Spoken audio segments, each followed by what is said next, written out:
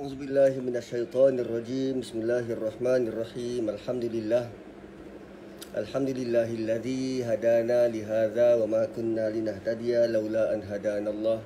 Asyhadu an la ilaha illallah wahdahu la syarikalah wa asyhadu anna sayyidana wa maulana Muhammadan abduhu wa rasuluh. Allahumma salli wa sallim wa barik ala Muhammad wa ala ali Muhammad kama sallaita ala Ibrahim wa ala ali Ibrahim fil alamin innaka Hamidum Majid. Rabbi shrah li sadri wa yassir li amri wahlul 'uqdatam min lisani yafqahu qawli. Subhanaka la ilma lana illa ma 'allamtana innaka antal alimul hakim. Rabbi yassir wa la tu'assir. Rabbi tammim bil khair ya arhamar rahimin. Assalamualaikum warahmatullahi wabarakatuh. Alhamdulillah, pada petang ini saya mengambil kesempatan untuk berkongsi pada tuan-tuan dan puan-puan berkaitan dengan ayat 246 Suratul Baqarah ayat 246 Suratul Baqarah. Dia rentetan daripada perkongsian Ustaz Sya'ari semalam, surah yang sama, dan ini lanjutan daripada ayat Alam Tara. Antara next project Tadabbur Center melalui eDream Team adalah untuk mengeluarkan seberapa banyak ayat-ayat yang dimulakan dengan Alam Tara dan diulas dan dikupas kenapa bentuk ayat itu dimulakan dengan Alam Tara. Jadi doakan kami agar dapat menjelaskan ataupun menerangkan dengan baik supaya dia menjadi manfaat semua orang.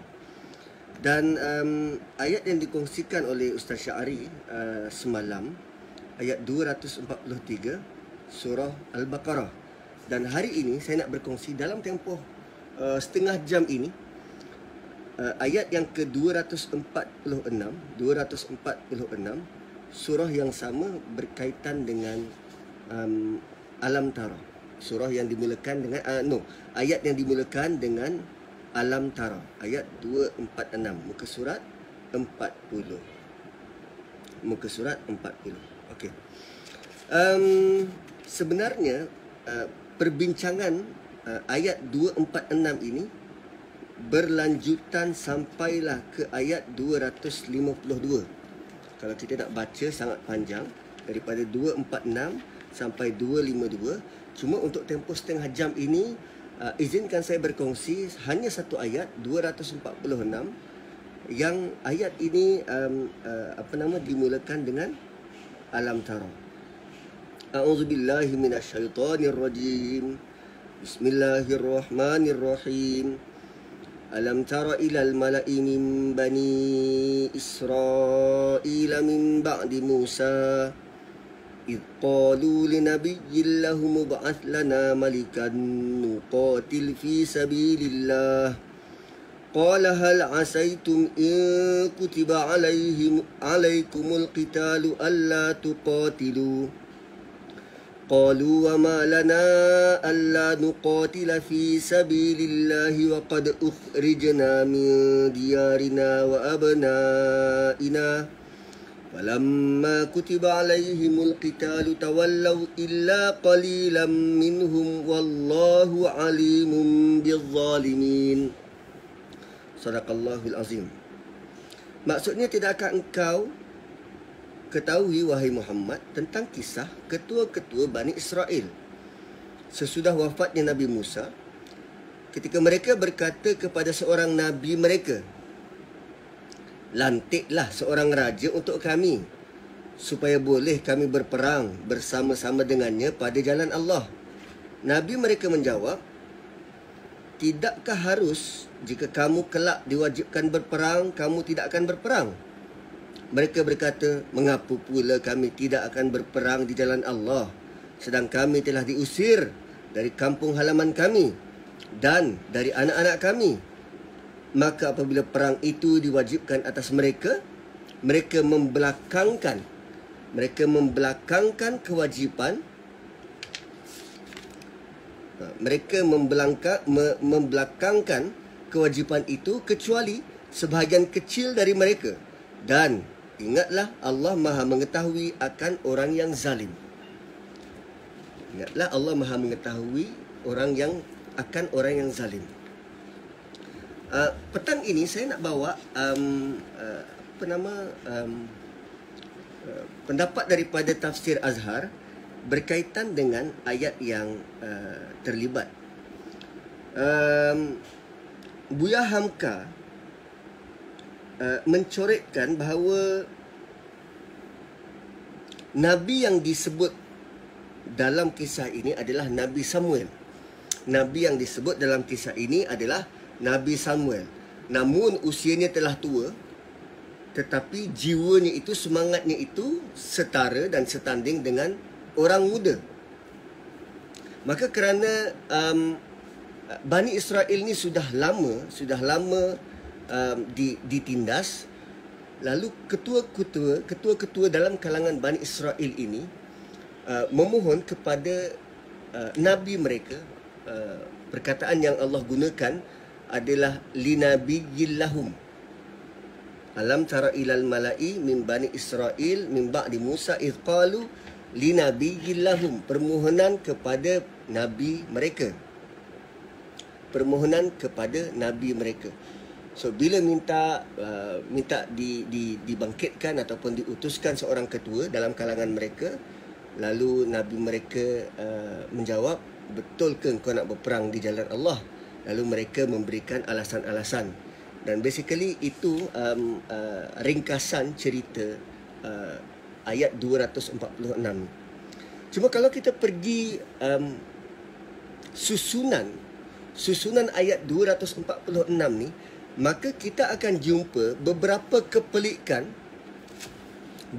kepelikan dan ibrah yang sangat besar yang boleh dikaitkan dengan apa yang berlaku dalam hidup kita seharian. Pertama, Allah Subhanahu Wa Taala memulakan ayat ini dengan alam tara. Semalam Ustaz Syari memberitahu tentang betapa alam tara itu bukan sekadar menyuruh Nabi melihat, tetapi maklumat itu ada dekat keliling, dan seolah-olah Allah bertanya, engkau tak tahu ke Muhammad? Ataupun benda ni sangat penting untuk engkau tahu, dan dia ada sense of urgency. Perlu kita tahu, perlu dapat perkhabaran ini ataupun perlu dapat cari maklumat. Kalau tak tahu, kena ambil tahu. Kalau tak tahu, kena cari. Alam tara. Tidakkah kamu tahu ataupun tidakkah engkau melihat? Sama macam bila Allah sebut tentang dalam surah Al-Fil, alam tara kaifa fa'ala rabbuka bi ashabil fil. Dan biasanya Allah nak dalam ayat-ayat alam tara ini, biasanya highlight yang paling utama yang perlu kita perhatikan adalah selepas daripada perkataan tara tu. Apa yang Allah nak highlightkan? Kalau dalam ayat semalam Allah sebut alam tara ilal ladzina kharaju. So fokus kita kepada apa yang berlaku kepada orang yang keluar beramai-ramai itu. Kenapa mereka keluar? Apa yang membuatkan mereka keluar? Mereka keluar ke mana? Dan motif mereka keluar. Dan pada ayat ini Allah highlightkan alam tara ilal malak. Alam tara ilal malak min Bani Israel. Tidakkah kamu lihat sekelompok ketua-ketua ataupun tentang ketua-ketua daripada keturunan Bani Israel? So sekarang ni Allah nak kita lihat ketua-ketua Bani Israel. Kenapa dengan mereka? Kenapa dengan mereka? Yang lebih menarik, bila Allah menggelar mereka menggunakan perkataan al-malak. Al-malak, ketua-ketua kaum ataupun pembesar-pembesar, pemimpin-pemimpin, al-malak. Kenapa tidak guna perkataan lain? Wazir misal kata. Wazir orang yang diamanahkan, yang diberati dengan bebanan amanah. Kita panggil wazir tu menteri. Kenapa tidak guna perkataan lain? Kenapa guna al-malak? Dan al-malak ini juga digunakan kepada pembesar-pembesar Firaun. Perkataan yang sama. Sedangkan mereka ini, Bani Israel, adalah orang beriman yang diselamatkan Allah daripada kekejaman Firaun sebelum tu. So, kenapa Allah menggunakan gelaran Firaun, pemimpin-pemimpin dalam dinasti Firaun itu digunakan kepada pembesar-pembesar Bani Israel dalam gelaran yang sama, Al-Malak? Atau mungkin mereka berkongsi sesuatu, mereka punya atribut atau sifat yang sama dengan Al-Malak Firaun. Sebab tu Allah menggunakan perkataan yang sama, alam tara ilal malak. Dan apa tugas ketua-ketua ini atau pemimpin-pemimpin masyarakat, pemimpin-pemimpin kaum ni, yang kita tahu Bani Israel ada 12 puak terbesar, dan mereka ini ada ketua masing-masing, dan dalam cerita ini ketua-ketua ini bertemu dengan nabi mereka, dan peristiwa ini adalah selepas Nabi Musa. Kenapa Allah sebut selepas Nabi Musa? Kenapa perlu mention benda tu berlaku selepas Nabi Musa? Seolah-olah Allah nak bagi tahu pada kita, makin lama ataupun makin jauh perjalanan anak dan cucu kita daripada peristiwa besar yang moyang kita pernah lalui, anak dan cucu kita bakal lupa terhadap jati diri mereka. Sedangkan pada zaman Nabi Musa, nenek moyang mereka pernah diselamatkan daripada kebejatan Firaun dan kuncu-kuncu dia dengan malak-malak dia. Dan sekarang bila korang sudah melalui satu tempoh masa yang panjang di padang teh saja 40 tahun, satu tempoh masa yang panjang, dan tiba generasi seterusnya, maka dia juga jika tidak dididik dan tidak diasuh dengan baik dan betul, akan melahirkan generasi malak-malak yang lupa daratan. Malak yang lupa daratan. Dan kita tahu Bani Israel adalah orang beriman waktu itu. Lalu penyebutan mimba di Musa ini nak bagi tahu tempoh masa yang berlalu sudah agak lama. Idh qalu, dan tatkala mereka sepakat untuk bertanya kepada nabi mereka, linabiyyillahum ib'ath lana malikan nuqatil fi sabilillah. Utuskan kami seorang malik. Ada dua pendapat. Pertama, malik di situ bermaksud raja. Pendapat kedua, malik mengikut tafsir Azhar ini, malik di situ bermaksud ketua tentera. Ketua tentera yang diperlukan untuk memimpin mereka berperang. So untuk ekspedisi peperangan, perang antara melawan Jalut, so mereka perlu kepada satu orang pemimpin, satu orang ketua. Jadi sekarang Bani Israel, ketua-ketua mereka ini bertemu dengan nabi mereka, mohon untuk melantik satu orang ketua. Alasannya apa? Nuqatil fi sabilillah, supaya kami boleh bertarung, berperang di jalan Allah. Alasan sangat murni.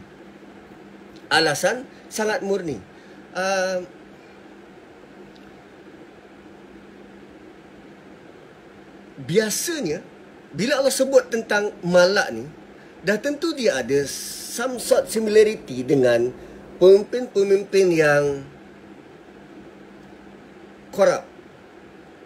Terutamanya kalau kita rujuk malak, kisah dalam kisah Nabi Nuh juga disebut sebagai malak. Kemudian kisah Firaun juga disebut sebagai malak. So pimpinan-pimpinan korup ini, pimpinan-pimpinan yang tidak lurus ini, apa perlu dia kepada nasihat Nabi? Sedangkan dalam kalangan mereka sebenarnya boleh saja melantik salah seorang daripada ketua-ketua itu. Kenapa perlu rujuk pada Nabi? Kan, itu soalan yang kita boleh timbulkan. Kenapa dia berjumpa dengan Nabi dan minta diputuskan? Antara lain, menurut Nu'man Ali Khan, Ustaz Nu'man Ali Khan, dia kata, pemimpin ni, untuk dia dapatkan political mileage, terutamanya daripada masyarakat kebanyakan, dia perlu merapati agamawan. Kan, berucap di pentas-pentas masjid, pergi ke gereja, pergi ke kuil-kuil, nak menunjukkan adanya sokongan spiritual daripada agamawan. Seolah-olah mereka inilah pimpinan pilihan Tuhan. Sebab tu dalam proses ni, dia jumpa dengan Nabi dan minta diputuskan. Dan lebih menakjubkan, apa mereka minta? Pertama, mereka minta dibangkitkan ataupun dilantik seorang raja ataupun seorang ketua tentera untuk memimpin mereka berperang. Yang pertama. Yang kedua, dia kata berperang tu nuqatil fi sabilillah, berperang di jalan Allah. So ada 2 poin. Satu lantik ketua, satu nak berperang di jalan Allah. Dan lihat elok-elok respon daripada Nabi Samuel ataupun Nabi mereka ni. Apa respon daripada Nabi mereka? Dia kata, hal asaitum, are you sure? Ataupun, adakah kemungkinan, hal asaitum, asas moga, ataupun adakah sebarang-kebarang kalian, in kutiba alaikumul qital, kalau diwajibkan ke atas kamu berperang, alla tuqatilu, korang akan berperang? Ketua-ketua ni datang pada Nabi minta dilantik satu orang panglima perang. Dan alasan untuk mereka ada panglima perang ni supaya pergi berperang. Jihad fi sabilillah. Sekarang Nabi dia, respon daripada Nabi, tidak pun sebut tentang ketua yang nak dilantik. Cara nak lantik, undi ke atau macam mana, tak pun sebut. Tapi Nabi mereka mempertikai, betul ke korang nak pergi berperang ni kalau diwajibkan berperang? Dan Nabi itu langsung tak sebut tentang ketua, tentang perlantikan, tentang siapa yang layak, apa ciri-ciri ketua. No, nothing. Nabi mereka persoalkan, betul ke korang nak berperang? Lebih-lebih lagi bila korang sebut tentang fi sabilillah, itu ke motif utama? Tengok respon yang sangat bijaksana daripada seorang Nabi kepada al-mala' min Bani Israel. Sebab kadang apa yang mereka ucap bukanlah gambaran apa yang ada dalam hati. Diorang ucap A, rupanya dalam hati mereka nak B. Mereka nak lantik ketua untuk berperang, rupanya ada agenda lain. Agenda lain di pihak mereka. So sekarang ni respon daripada Nabi adalah, betul ke korang betul nak berperang? Hal asaitum. Dan soalan ini hanya perlu dijawab ya atau tidak. Hal hanya perlu jawab ya atau tidak. Adakah bila kamu diwajibkan berperang, maka kamu akan pergi berperang? Dan tengok apa jawapan balas daripada al-mala' Bani Israel. Jawapan balas dia adalah, qalu, mereka kata, wa ma lana alla nuqatila fi sabilillah, wa ma lana alla nuqatila fi sabilillah, wa qad ukhrijna min diyarina wa abna'ina. Jawapannya adalah, takkanlah kami tak berperang di jalan Allah, Sedangkan kami telah diusir daripada kampung-kampung kami dan anak-anak kami sudah pun dijadikan tawanan atau kami telah berpisah daripada anak-anak kami. Takkanlah kami nak berdiam diri. So sekarang tuan-tuan dan puan-puan, ini antara motif utama kenapa mereka nak berperang. Bukan kenapa dilantik ketua, kenapa nak berperang. Pertama tadi mereka kata perang fi sabilillah. Cuba sebutkan apa perincian ataupun apa sebenarnya yang kita perlu lakukan untuk berperang fi sabilillah. Adakah kerana rungsingkan harta kita yang telah hilang? Ataupun rungsingkan anak kita yang tidak terjaga? So daripada pernyataan ataupun pertanyaan Nabi mereka, mereka sudah pun reveal secara tak sengaja apa dalam hati mereka. Mereka berjuang berperang bukan kerana Allah sangat pun, tapi kerana dendam. Harta mereka dirampas, anak mereka diculik ataupun dijadikan tawanan, atau mereka sudah berpisah daripada anak dan isteri. Dan motif mereka sebenarnya adalah dendam.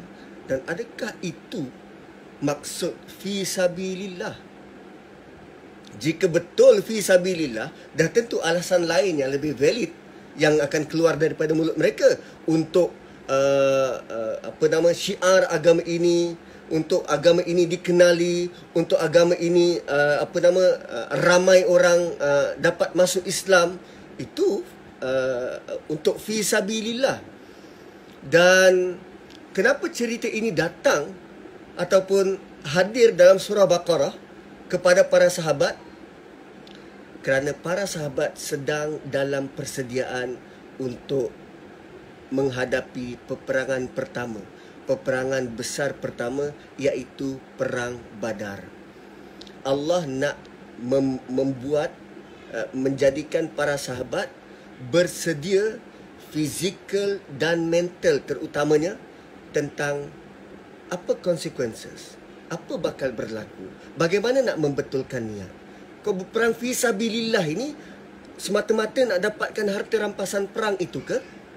Kau perang fi sabilillah ni adakah kerana dendam engkau orang dulu diusir daripada Mekah?